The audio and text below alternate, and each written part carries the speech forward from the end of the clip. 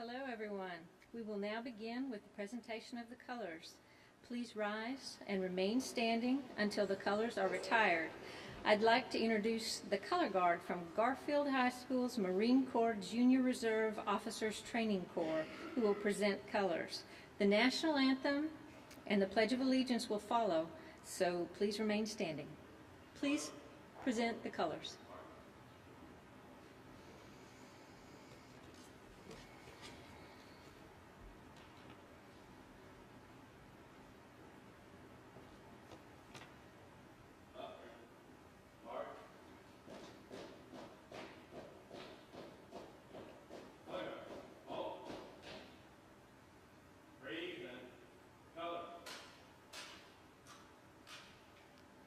Oh, say, can you see by the dawn's early light what so proudly we hailed at the twilight's last gleaming, whose broad stripes and bright stars through the perilous fight o'er the ramparts we watched were so gallantly streaming, and the rockets' red glare, the bombs bursting in air, gave proof through the night that our flag was still there.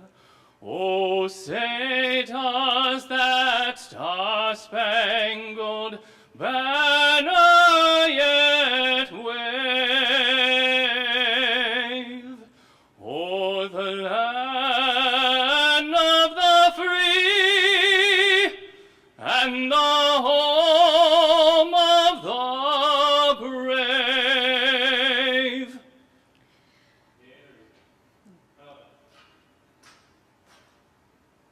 Join me.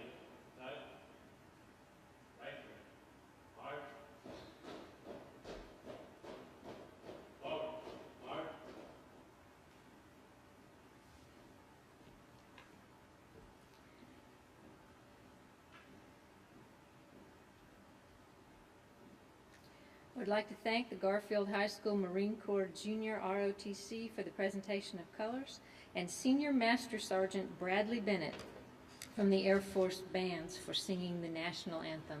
It was beautiful. Please be seated.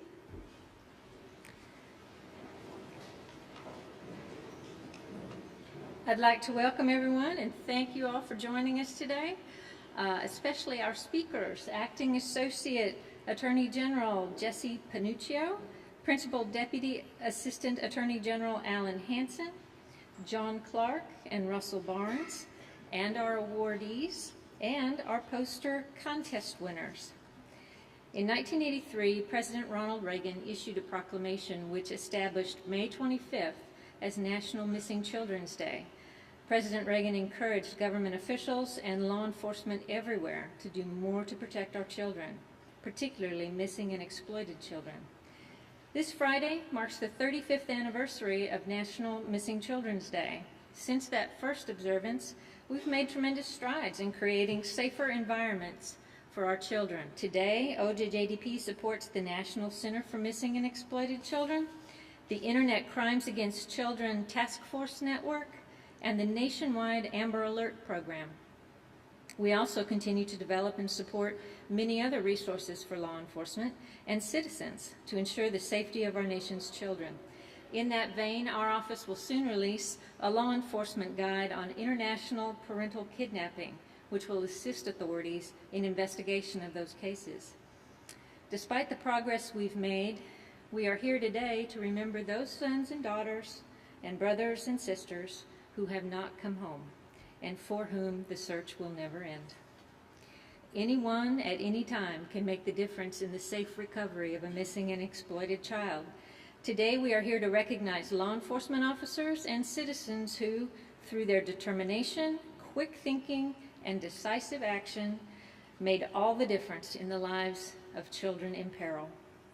Although I've only been with OJDP for a few months, I've come to greatly appreciate the leadership of our next speaker. Principal Deputy Assistant Attorney General Alan Hansen is committed to the efforts of our office to keep children safe. As the National Amber Alert Coordinator, Alan has been critical in shaping our response to missing and exploited children, and he provides strong guidance in our fight against the sexual exploitation and trafficking of children. Thank you for all you do for us, Alan. We appreciate you. I'm happy to present Alan Hansen.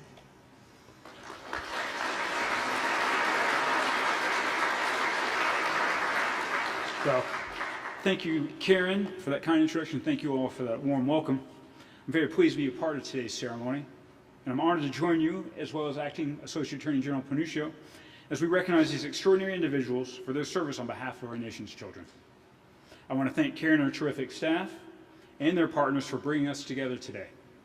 I'd also like to welcome my fellow speakers and recognize our partners at the National Center for Missing and Exploited Children.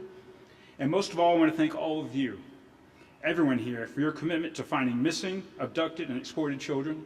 We're grateful for all you do and proud to stand beside you. It's now my pleasure to introduce our next speaker and the keynote speaker for today's ceremony. As the Acting Associate Attorney General, Jesse Phylicia is the third-ranking official here at the Department of Justice. He brings a wealth of litigation experience, public service, and legal expertise to his position. Most importantly, he brings a strong commitment to the safety of children. He's been a stalwart supporter of the work of the Office of Justice Programs, particularly our efforts to protect communities and ensure that those who harm young people are held accountable for their crimes. I'm very glad to join him here today, so please join me in warmly welcoming Acting Associate Attorney General Jesse Phylicia.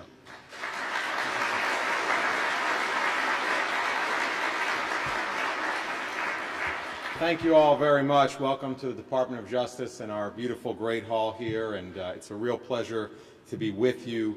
Thank you, Alan, for that introduction. It's my privilege to welcome everyone here to the DOJ. And let me begin just by thanking Alan and Karen for their outstanding leadership in the Office of Justice Programs. Please give them a hand for the great work they do. Very important.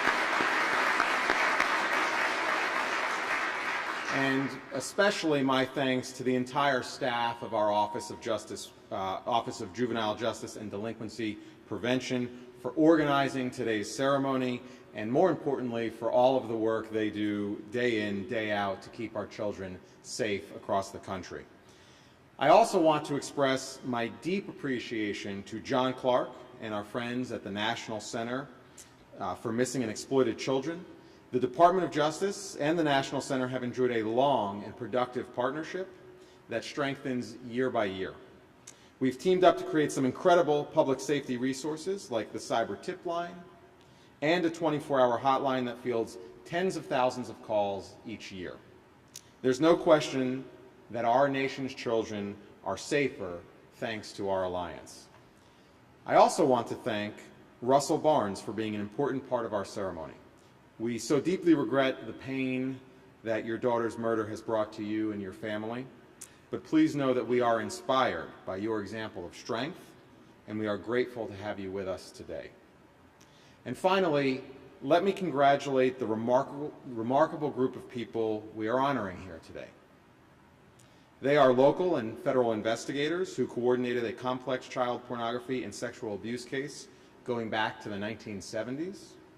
They are detectives who have found scores of missing children and who shut down a child pornography operation that had ensnared more than 40 victims. And one is a concerned citizen whose courage, compassion, and vigilance helped bring home an abducted baby. Through both public service and private acts, these extraordinary individuals displayed ingenuity, resourcefulness, and an especially high order of civic responsibility. They exemplify and magnify the dedication and professionalism of our law enforcement professionals, and they model what it means to be a good citizen.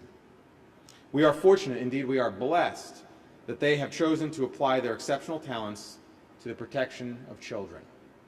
The Department of Justice is very proud to honor them here today. It is gratifying to be part of an agency here at the Department of Justice that supports the excellent work of law enforcement officers and child advocates like so many of you in this room today.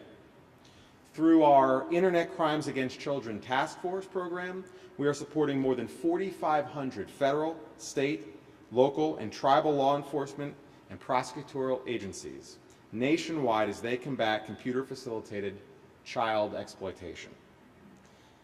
The ICAC task force investigations have led to the arrests of more than 83,000 individuals, 83,000 arrests of individuals suspected of sexually exploiting children. More than 10,300 in the last year alone. In 2017, the ICAC task force conducted more than 66,000 investigations of technology-facilitated crimes against children and supported almost 2,000 regional law enforcement trainings. Task force personnel have also given more than 12,800 presentations on Internet safety over the last year. Another Justice Department effort, Project Safe Childhood, is maximizing the enforcement potential of our U.S. Attorney's offices, our Child Exploitation and Obscenity section, and federal and local law enforcement agencies to bring justice to those who use the Internet to exploit children. Last week, we secured a guilty plea from a 26-year-old man who had spent months using social media to groom a 12-year-old girl and lured her into performing sexual acts. The week before that, 2 Maryland men were sentenced to 26 years in prison for the sex trafficking of 3 underage girls. Both cases were the product of collaboration between federal and local officials, which was made possible by Project Safe Childhood. I'm also very proud of our work with the Amber Alert program. Amber Alert is a centerpiece of our child protection efforts and one of the most valuable public safety tools we have at our disposal. Thanks to a strong network of law enforcement partners, transportation officials, and state coordinators, and an ever-expanding secondary distribution system of Internet providers and wireless carriers, the Amber Alert program has helped recover more than 920 abducted children. We continue to make this vital public resource more effective and more capable of reaching every community. In particular, our efforts in Indian country are beginning to pay dividends. The differing laws governing jurisdictions on tribal lands, coupled with the difficulty of patrolling vast spaces, pose unusual challenges to the recovery of missing American Indian children. But these obstacles should never prevent us from coming to the aid of a child in danger. None of us here accept them as an excuse for what happened to Ashland Mike, the 11-year-old Navajo girl who was abducted and murdered 2 years ago. We are working with tribal officials and our partners at the National Center for Missing and Exploited Children to strengthen tribes' capacity to respond to these cases.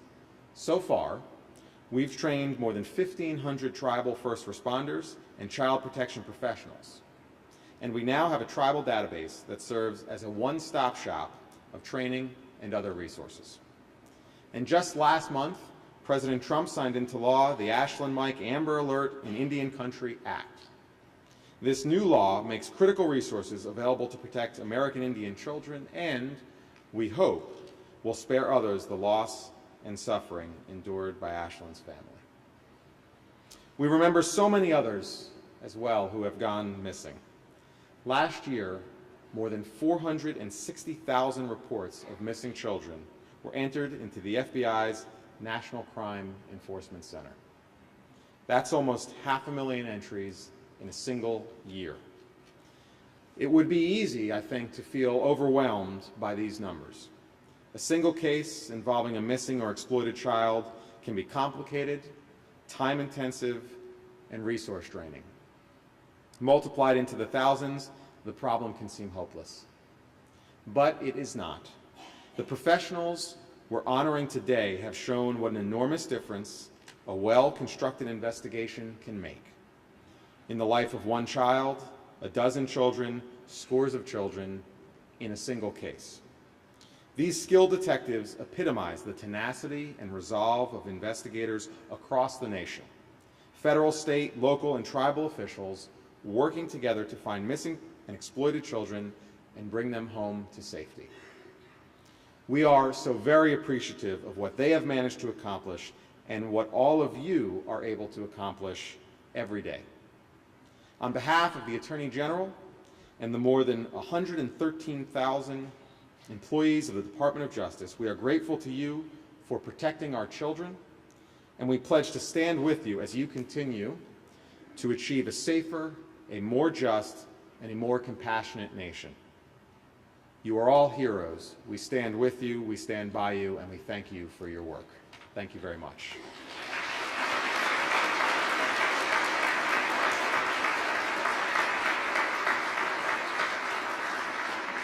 Thank you very much. It is now my honor to turn to presenting awards to the heroes we're honoring here today. So I will read a description of each of the honorees and then ask them to join me on stage. The first award is the Attorney General's Special Commendation. This award recognizes Internet Crimes Against Children task forces or affiliate agencies for making significant investigative or program contributions. This year's special commendation goes to the Maryland ICAC Task Force, represented by Sergeant Anthony London, Trooper Charles Cummings, Trooper Brian Dadds, Trooper Andrew Franzen, and Trooper Zachary Sarver of the Maryland State Police, and Special Agent Mark Joyner of Homeland Security Investigations. Let me tell you a little bit about them. In October of last year, Maryland State Police investigators assigned to the Maryland Internet Crimes Against Children Task Force a cyber tip from the NCMEC about a victim of child pornography. During an interview, the victim told Trooper Franzen that when he was a child in the early 1990s, he was sexually assaulted several times by an older man who was trusted in the community. The victim said he had told his story a number of times over the years, but no one believed him. He gave the names of others he had seen assaulted and said the suspect took photos and produced videos of other children who were coerced into performing sexual acts. Trooper Franzen conferred with Sergeant London, Trooper Cummings, Trooper Dadds, and Trooper Sarver, and brought in Special Agent Joyner for his forensic expertise. They searched the suspect's home, and during an interview they learned that he was still having sexual relationships with boys he met on Craigslist. He admitted to engaging in sexual acts and producing child pornography throughout his adult life. They arrested him on the spot. Special Agent Joyner examined computers for more than 20 electronic devices, and Maryland investigators identified 26 additional victims, some of the crimes dating all the way back to the 1970s. The suspect has been charged with multiple sex offenses, and prosecutors are weighing additional charges. This is, to put it mildly, outstanding work. Congratulations to all of you. Please join us on stage. Please join me in giving them a hand.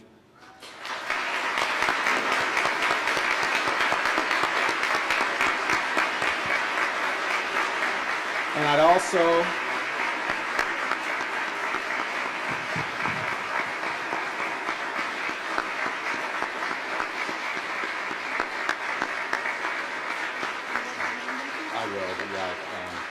I'd also like to invite Lieutenant Matthew Cale. Are you with us already? Okay. Lieutenant Matthew Cale of the Maryland State Police is joining us as well. Lieutenant Cale is the commander for the Maryland Internet Crimes Against Children Task Force. So we'd be happy to hand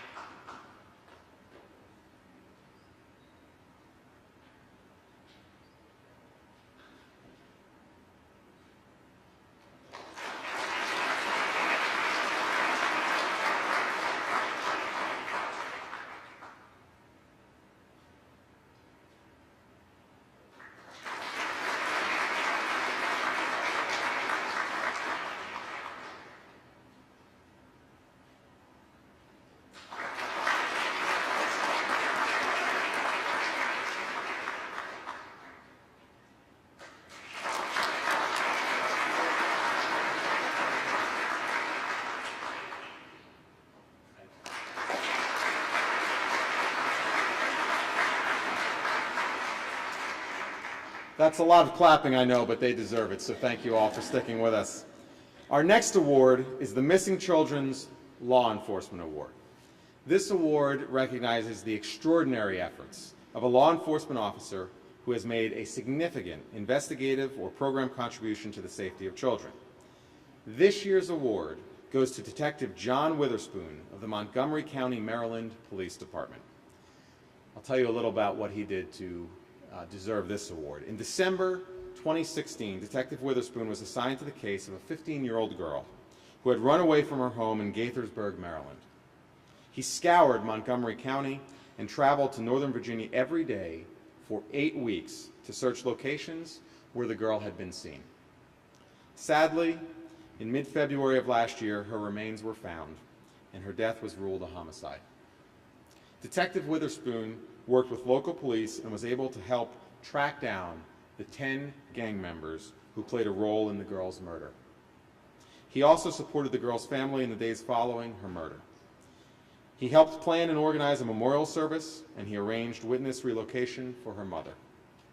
It should not go unmentioned that Detective Witherspoon investigated 166 missing children cases in 2017, 166 cases, and he located every single one of those children.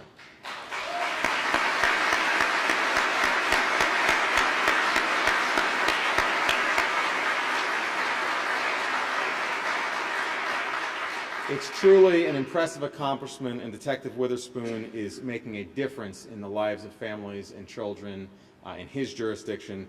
Thank you, Detective Witherspoon. Please join us on stage.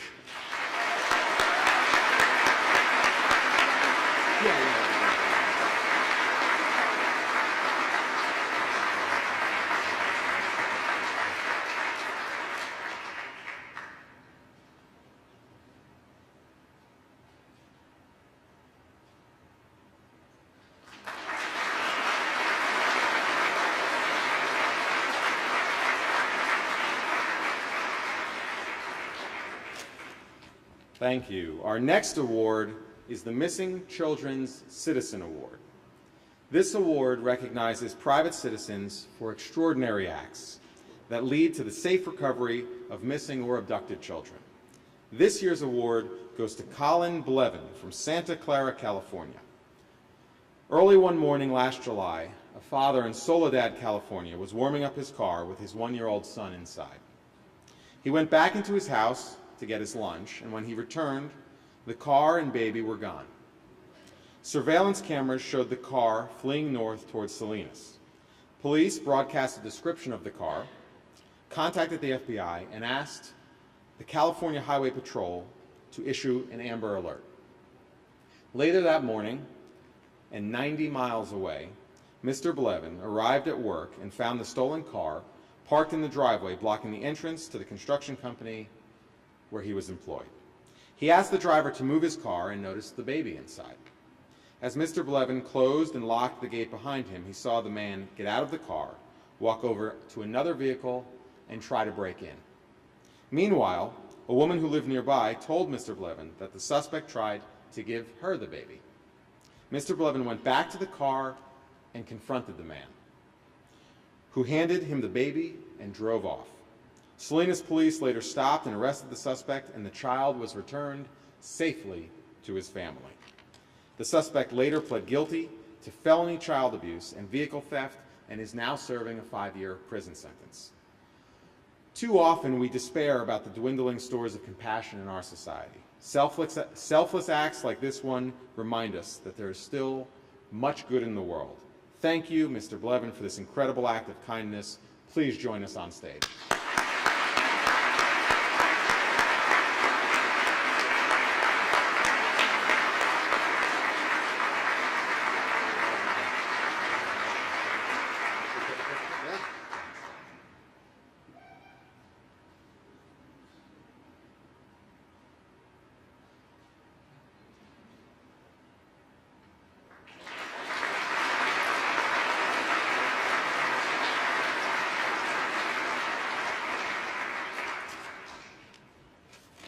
Our next award is the Missing Children's Child Protection Award, which recognizes the extraordinary efforts of a law enforcement officer who has made a significant investigative or program contribution to protecting children from abuse or victimization. This award goes to Detective George Higgs of the Charles County, Maryland Sheriff's Office. In November of 2016, Detective Higgs was assigned to investigate a case involving a 16-year-old student athlete who was getting sexually suggestive text messages. He was able to identify the suspect as a coach, an instructional assistant who worked for the Charles County Board of Education and who was HIV positive. While executing a search warrant, investigators seized several cell phones and computers and took photos of the suspect's home. Those photos would prove to be critical. A police lab analysis of the devices turned up videos of the suspect physically and sexually assaulting several children. Based on screen captures, Detective Higgs determined that the videos were produced in school buildings and in the suspect's home. School resource officers helped identify the first few victims, and Detective Higgs organized the task force to pursue the case. With the help of digital forensic examiners, he identified 42 victims between the ages of 13 and 17. And over the next 9 months, he helped the prosecutor's office prepare 3 separate indictments. The third indictment charged the suspect with 219 offenses.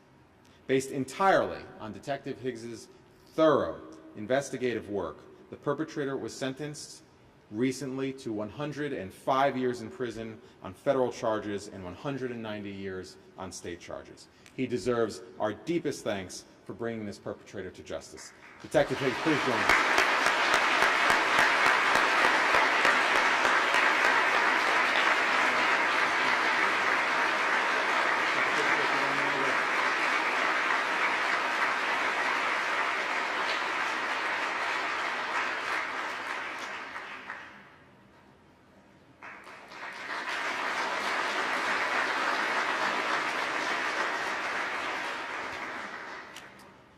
And last but not least, it is my pleasure to recognize this year's winner of the Missing Children's Day poster contest.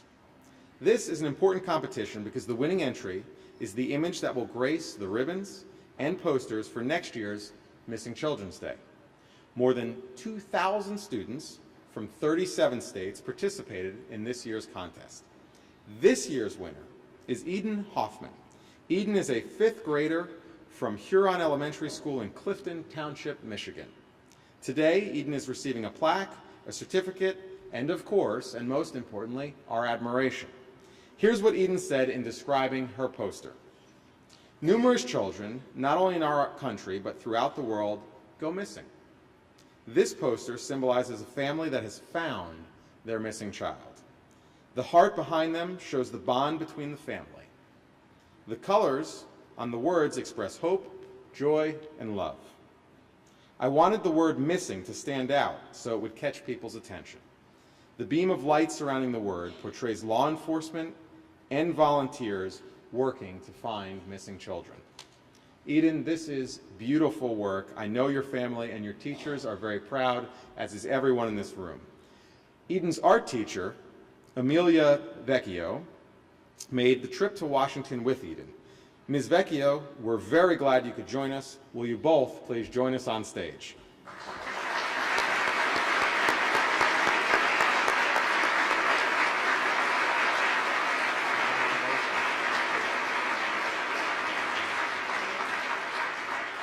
And before we take a picture, let me just add, I also understand last year's winner, Audrey Link, is here as well. Audrey's terrific artwork inspired the posters you see displayed around the department today.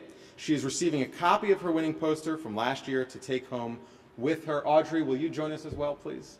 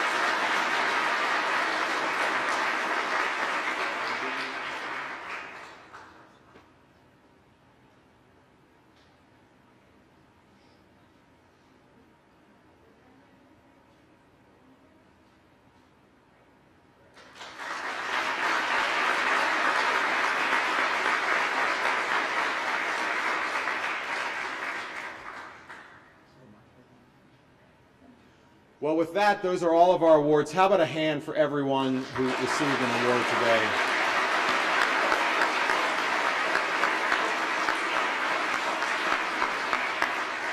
It really is incredible work when you look at what not only our awardees have done to deserve these honors today, but what each and every one of you have done, and the community around the country who is working to keep our children safe. Thank you all very much. Thank you for being here at the department. Keep up the great work and look forward to seeing you again at this event next year. Thank you very much.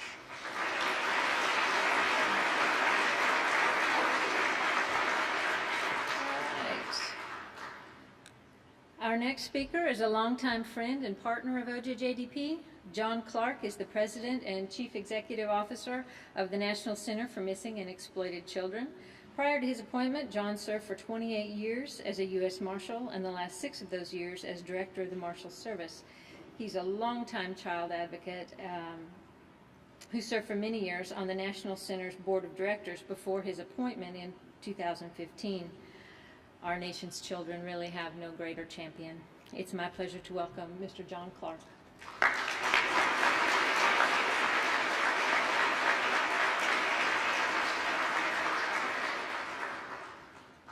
All right, good afternoon, everybody. It's indeed an honor to be back here again this year to participate in this great ceremony, and it's nice to see such a wonderful turnout for it. But I do thank you, Karen, and other officials that are here, all of our heroes in law enforcement, our child advocates, some here who bear the pain of a lost or murdered child. We reflect on that as well. To our awardees, congratulations.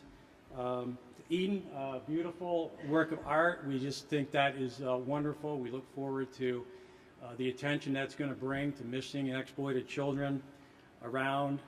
I am on my best behavior. We do have some members of our board here, including our board chair, so I will be on best behavior today. I want to begin by announcing again, this is our 3rd year of the Rock One Sock campaign, where we say you can wear one sock. You know, you have the sensation when you're only wearing one sock that something's missing. Those of you who have been here before in previous times know what that particular campaign is about. And then we ask you to take a picture of that, share it on social media to, again, draw attention to the fact that you're doing something to recognize missing children. And then finally, we use the word care to make a donation to the National Center as a nonprofit. We do rely on that type of funding base to help us search for and find more children. So wear, share, care. And I think we do have a video to kind of show you what that's about. Last year, you rocked one sock, inspiring a movement for the thousands of children missing in America to make sure they're never forgotten. Let's do it again. Wear. Challenge your friends to rock one sock this May to show your support for missing kids. Share. Tweet and post. Care. Spread the word. We'll never stop searching, and neither should you. All right, now look, it's really, really easy. For the 3rd year in a row, I'm going to demonstrate how this is. You can, in fact, rock one sock. Just take off one sock.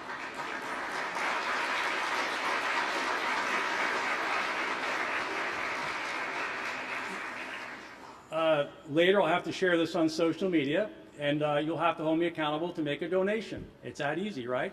I even got my dogs at home to rock one sock, so you can participate too. So, well, I hope when you were coming in today, you saw the beautiful painting that was down by the stairwell, painted by a painting of a Native American girl by artist Kathleen Picone in the hallway as you arrived, and really looking at that as a way to honor the memory of an 11-year-old Ashland Mike, and whose mom is here today, and all the other missing and abducted Native American children across the nation, so that they won't be forgotten. So if you haven't had a chance to stop and see that, please do so. It's a beautiful painting. It's also important that we not forget the families of missing children, because when a child goes missing, the heartbreak and pain is a ripple effect. It's not just the parents who suffer. It's the brothers, the sisters, the grandmothers, the grandfather, the aunts, the uncles, the cousins, the extended family and friends. And we know that caring people want to help, but they often don't know really what to do. Well, thankfully, there's at the National Center what we refer to as Team Hope, a compassionate group of volunteers at the National Center who know what it feels like to have a missing child. Some of their children are still missing. Some of the volunteers who work there, children are still missing, and some sadly did not make it home alive. So this year marks the 20th anniversary of Team Hope, unsung heroes that began helping families of missing children. And 9 years ago, they expanded to help families of sexually exploited children. So for over 2 decades, Team Hope has helped more than 74,000 families. Nearly all of our current 135 volunteers were at one time helped by Team Hope, and they know how vital it is to have someone to talk to, someone who understands, and now they're giving back. And one of the newest members of Team Hope is a father named Russell Barnes, who you're about to meet. Despite his pain and his heartache, Russell is now giving back to other families. He's already helped 7 families of missing children.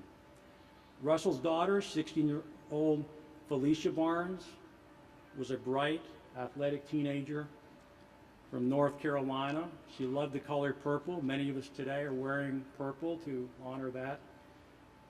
And she was looking forward to going to college. But while visiting her sister in Baltimore over the Christmas holidays, this was December of 2010, Felicia suddenly vanished. And 4 months later, sadly, her body was found in the Susquehanna River. So Russell knows what it feels like not knowing where your child is. He searched for her, he prayed for her, and when a suspect was arrested in her murder, an ex-boyfriend of her sister endured 3 trials. A conviction in the first trial was overturned, a second trial ended in a mistrial, and the defendant was recently acquitted on the third. So no one can blame him for just wanting to pick up the pieces of his life and move on. But Russell has dedicated his life to helping other families and making sure that his beloved daughter, Felicia's life, continues to matter. Russell and his family founded the Phylicia Simone Barnes Foundation, which has led the legislative effort to raise the age in Maryland from 14 to 17 for those children who should be considered critically missing. He's a fighter for a better, safer world for our children. He's somebody who is also a great advocate, as you will soon hear. So it's my pleasure, ladies and gentlemen, and please help me welcome our next speaker, Mr. Russell Barnes.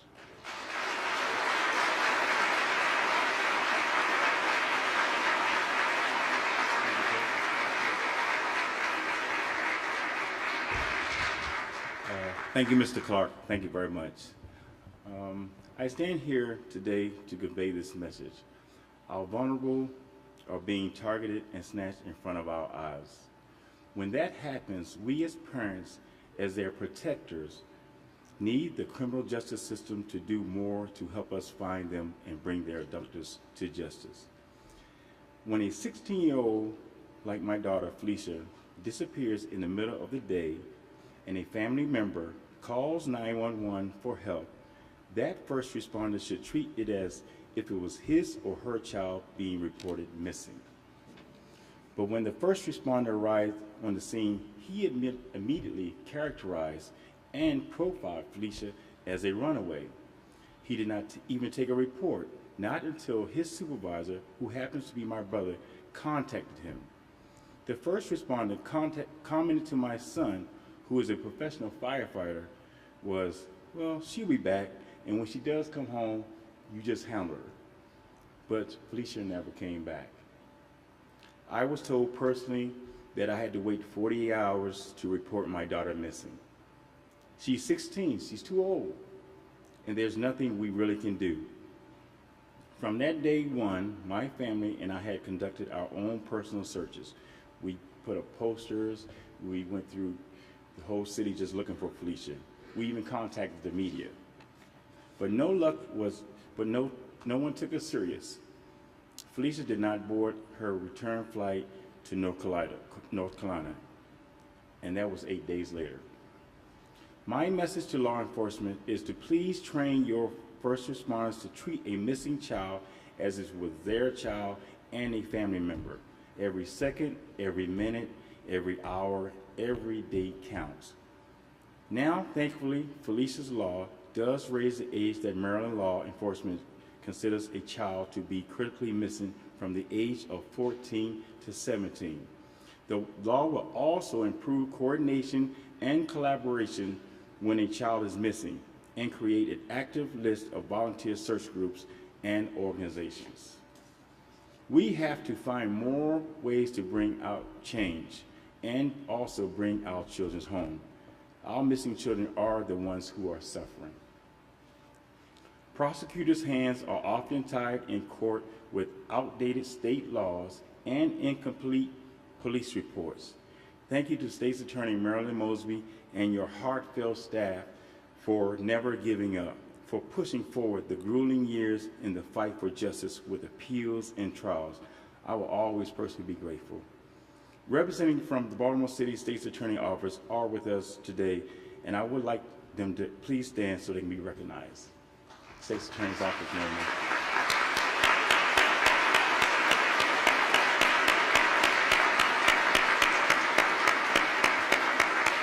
Once again, I want to thank them. Those guys, they look, the State's Attorney Office, they did all they can do.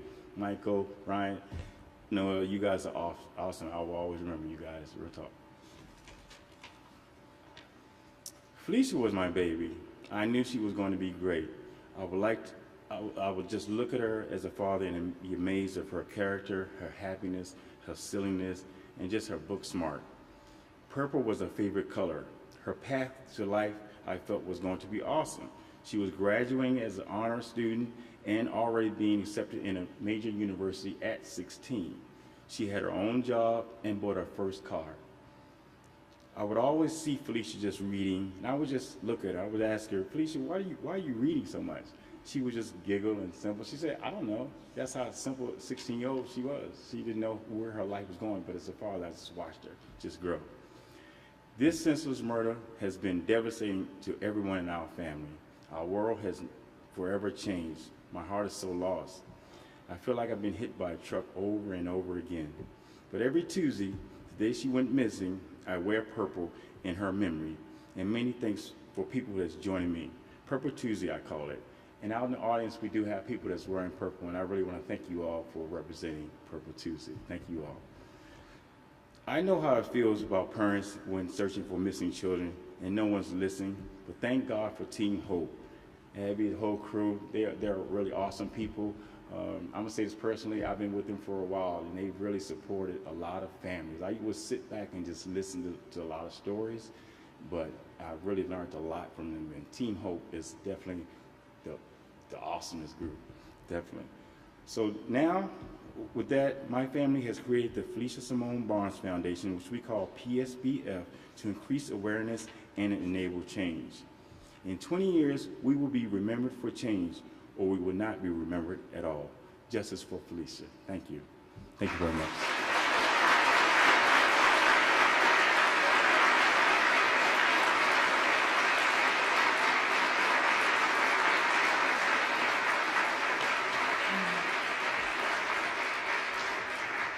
Thank you for sharing your story, Mr. Barnes. We have so much to learn from your experiences and from your courage and your strength and just the love you're showing to everyone else that you're helping. Thank you so much. At this time, I'd like to reintroduce to you the Benjamin Orr Elementary School Choir for their second song, Rise Up.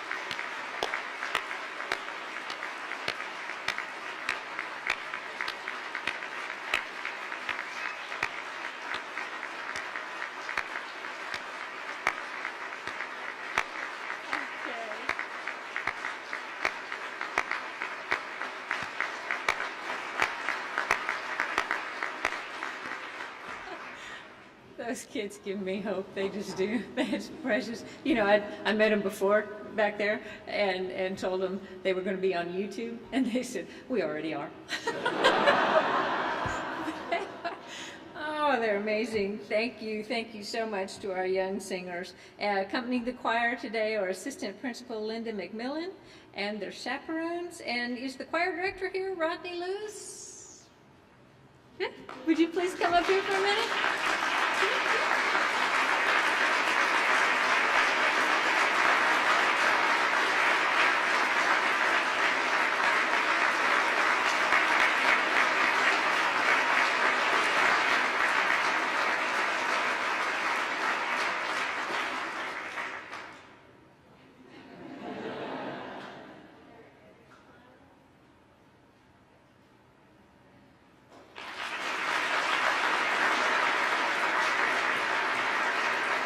Thank you so much. All right. In closing, I would like to recognize the efforts of several organizations and individuals who work tirelessly every day to keep children safe and have worked so hard to make today's ceremony a reality. First, I want to recognize the members of the Federal Agency Task Force on Missing and Exploited Children, which the Department of Justice formally established on Missing Children's Day back in 1995. Since that time, the task force has been a significant influence and leader in improving the safety of children through the development, delivery, and coordination of services and resources on the national level.